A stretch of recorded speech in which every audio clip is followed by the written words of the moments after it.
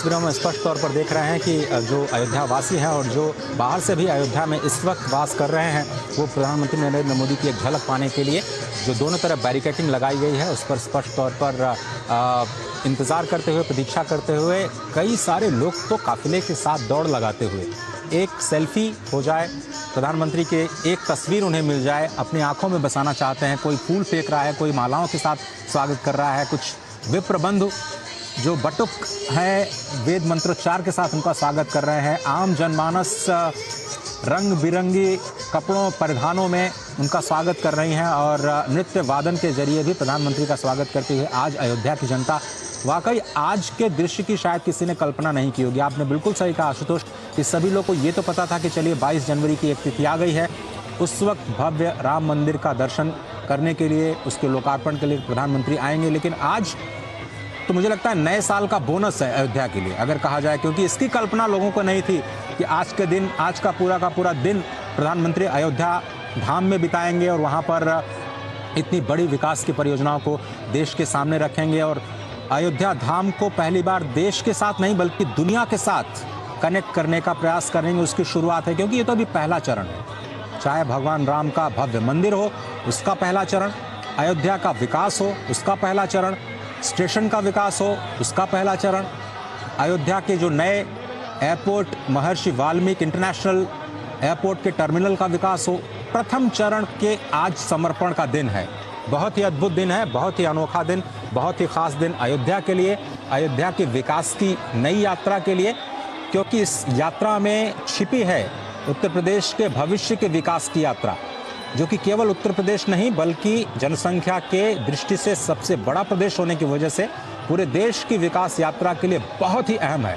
बहुत सारे लोग ये सवाल कर सकते हैं कि एक राम मंदिर बनने से क्या होगा, लेकिन आप देखिए तो राज्य सरकार और केंद्र सरकार मिलकर के 30,000 करोड़ रुपए की परियोजनाओं पर काम कर रहे हैं। 252 से ज्यादा परियोजनाएं इस वक्त अयोध्या में जमीन पर चल रही हैं। एक नया मास्टर प्लान तैयार किया गया है। एशिया में कई सारी टेक्निक पहली बार अयोध्या में इस नए शहर के, नए नगर के विकास के लिए किया जा रहा है। नए नगर के विकास के लिए पुराने जो परंपराएं थी, थोड़ा सा उससे हटते हुए जो आधारभूत संरचना का निर्माण किया गया है वो भविष्य के लिए अयोध्या को तैयार करता है, नए भारत की नई तस्वीर के लिए अयोध्या को तैयार करता है। और ये जो सड़क आप देख रहे हैं ये पहले गली हुआ करती थी। यकीन मानिए एक गाड़ी अगर उसके साथ दूसरी गाड़ी आ जाए तो बहुत ही मशक्कत के साथ एडजस्टमेंट करते हुए दोनों गाड़ियों को आपस में निकलना पड़ता था, इतनी कम जगह थी। आशुतोष, आप शायद उस दृश्य के आप गवा रहे हैं। अब ये जो पूरा चौड़ीकरण किया गया है, 13 करोड़ का आंकड़ा तो हमने देखा काशी कॉरिडोर से, कितने करोड़ उम्मीद है अयोध्या को अगले 1 साल 2 साल में अगर आपसे समझना चाहें तो?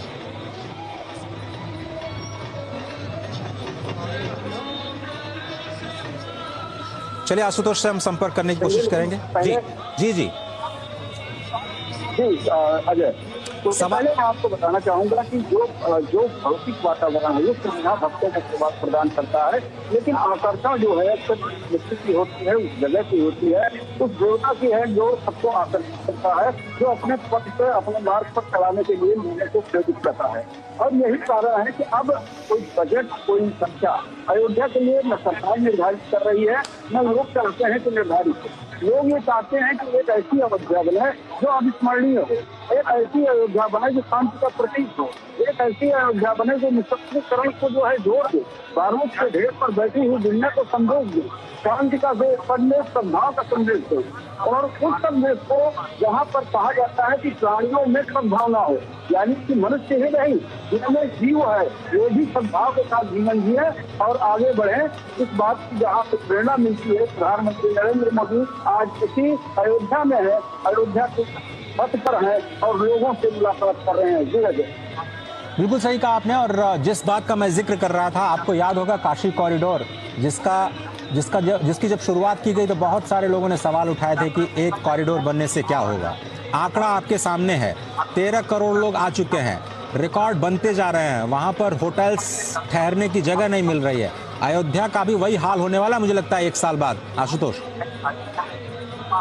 अयोध्या का हाल तो वर्तमान समय से ही है और अयोध्या का जितना बड़ा मूवमेंट चला है, आंदोलन चला है, उसके कारण उसकी कहीं न कहीं सीढ़ियां हो गई और उन सीढ़ियों में जो भी लोग हैं वो इस निर्माणाधीन राम मंदिर का भी दर्शन करना चाहते हैं। तो मैं ये कह सकूं कि मेरे पिताजी ने आंदोलन में भाग लिया था और आज मेरे सामने या मेरे पिता के सामने इस मंदिर का निर्माण हो रहा है।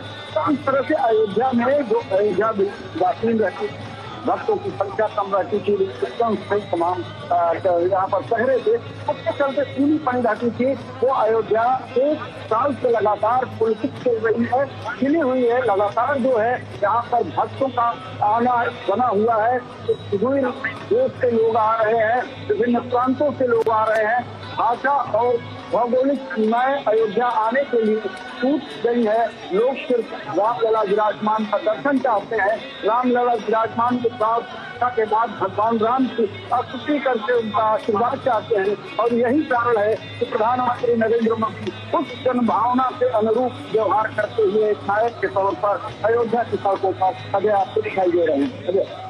बिल्कुल सही कहा आपने और स्पष्ट इन तस्वीरों से ये हो जाता है कि आज प्रधानमंत्री जब पहुंचे हैं अयोध्या की धरा पर, और ये सीधी तस्वीरें हम आपको इस वक्त दिखा रहे हैं, ये है रामपथ।